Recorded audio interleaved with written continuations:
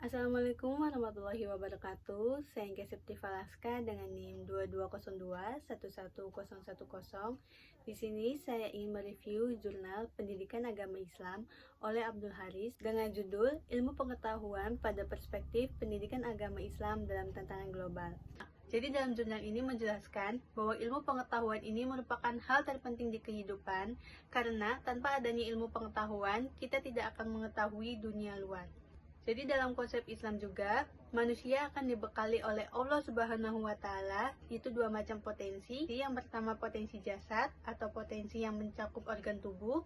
Yang kedua itu ada potensi roh, yang dimana potensi ini tuh mencakup potensi hidup, potensi akal, dan juga potensi kalbu. Sebagai sebuah tradisi religius yang utuh yang mencakup semua aspek kehidupan manusia, Islam itu tidak hanya membahas apa yang wajib dan apa yang dilarang untuk dilakukan oleh manusia, tetapi juga apa yang perlu diketahui oleh manusia.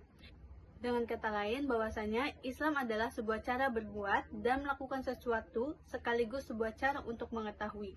Jadi, dari kedua jalan itu, aspek mengetahui adalah hal terpenting bagi kehidupan.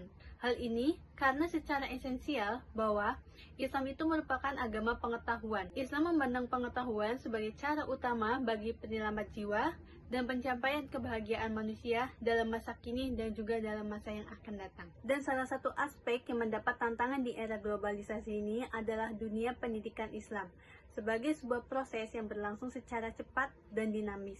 Oleh sebab itu, pendidikan Islam termasuk yang paling banyak dalam menghadapi problematika. Berbagai aspek yang terkait dengan kegiatan pendidikan, mulai dari dasar, landasan pendidikan, tujuan, kurikulum, tenaga pendidikan, metodologi pembelajaran, sarana prasarana, dan pembiayaan. Selanjutnya, ada konsep ilmu pengetahuan dalam Islam.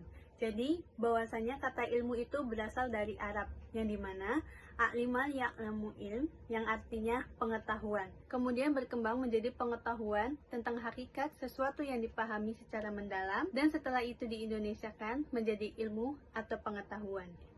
Al-Quran dan hadis merupakan wahyu Allah yang berfungsi sebagai petunjuk bagi umat manusia, termasuk petunjuk tentang ilmu dan aktivitas ilmiah. Al-Quran memberikan perhatian yang sangat istimewa terhadap aktivitas ilmiah. Terbukti dari ayat yang pertama kali turun yang berbunyi, "Bacalah," dengan menyebut nama Tuhanmu yang telah menciptakan. Jadi, membaca ini dalam arti yang luas merupakan aktivitas utama dalam kegiatan ilmiah. Di samping itu, kata ilmu yang menjadi bahasa Indonesia bukan hanya sekedar dari bahasa Arab, tetapi juga tercantum dalam Al-Quran. Di samping Al-Quran, dalam hadis Nabi banyak disebut tentang aktivitas ilmiah, keutamaan penuntut ilmu atau ilmuwan, dan etika dalam menuntut ilmu. Misalnya, hadis-hadis yang berbunyi, menuntut ilmu merupakan kewajiban setiap muslim dan muslimah. Hadis riwayat Bukhari, Muslim. Selanjutnya ada pendidikan spiritual. Jadi, pendidikan agama Islam juga didekatkan kepada Islam pendidikan agama juga didekatkan kepada Islam yang telah didefinisikan secara berbeda-beda dari berbagai kalangan, yang banyak dipengaruhi oleh pandangan dunia masing-masing. Jadi, pendidikan Islam ini merupakan salah satu aspek dari ajaran Islam secara keseluruhan. Karena tujuan pendidikan Islam tidak hanya terlepas dari tujuan hidup manusia, yaitu untuk menciptakan pribadi-pribadi hamba Allah yang selalu bertakwa kepadanya dan dapat mencapai kehidupan yang berbahagia di dunia maupun di akhirat. Selanjutnya ada tantangan pendidikan di era globalisasi. Kemerosotan moral saat ini sangat mengkhawatirkan. Dengan nilai-nilai seperti kejujuran dan keadilan semakin tergeser oleh penyimpangan. Masalah ini tak hanya melanda orang dewasa, tetapi generasi muda yang diharapkan untuk menjadi penerus masa depan. Banyak umat muslim yang prihatin dengan kondisi saat ini dan pesimis terhadap konflik yang muncul. Melihat Islam seringkali mendapatkan citra yang buruk akibat tindakan umatnya sendiri. Dalam situasi ini sangat penting untuk memperkuat pendidikan spiritual dan juga menilai tanggung jawab kita. Globalisasi yang dimulai sejak revolusi transportasi dan komunikasi kini bergerak sangat cepat dan menembus batas negara, mempengaruhi berbagai aspek kehidupan, yaitu termasuk ekonomi, politik, dan juga pendidikan, serta berdampak pada sosial budaya masyarakat muslim di Indonesia. Meskipun menimbulkan tantangan, globalisasi juga membawa peluang. Peluangnya yaitu untuk kemajuan sosial ekonomi yang bisa meningkatkan intensitas kehidupan beragama. Yang selanjutnya, ada upaya pendidikan spiritual dalam menghadapi era globalisasi. Islam menghendaki pengembangan kedua potensi, akal dan kalbu, sebagai kesatuan potensi manusia yang utuh, yang ditambah dengan potensi non-manusiawi, yakni wahyu.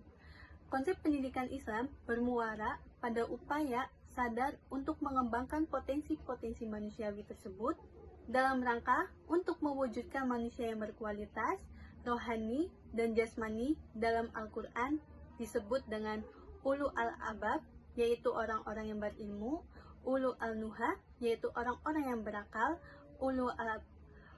ulul al-absar, yaitu orang-orang yang mempunyai pandangan jauh untuk ke depan, ulul al-albab, yaitu orang-orang yang berakal. Dalam perkembangan masyarakat global dan Indonesia kini memasuki era informasi yang merupakan kelanjutan dari masyarakat modern. Jadi, ciri-ciri masyarakat modern ini seperti rasionalitas, orientasi masa depan, keterbukaan, dan kreativitas kini diperkaya dengan penguasaan teknologi informasi, daya saing, keingintahuan, dan kemampuan untuk mengubah tantangan menjadi peluang. Dalam era informasi ini, hanya mereka yang berorientasi ke depan dan mampu mengubah pengetahuan menjadi kebijakan yang akan bertahan. Kondisi ini membuat masyarakat dari berbagai bangsa semakin terhubung di bidang sosial, budaya, dan ekonomi. Jadi kesimpulan dari jurnal ini menjelaskan bahwa pendidikan Islam ini memiliki peran yang sangat strategis dalam membangun masa depan umat dengan terus berinovasi, beradaptasi. Jadi, pendidikan Islam ini yang akan menjadi kekuatan dan juga akan membawa perubahan yang positif bagi masyarakat. Mungkin cukup sekian, kurang lebihnya mohon maaf. Wabillahi taufiq wal hidayah. Wassalamualaikum warahmatullahi wabarakatuh.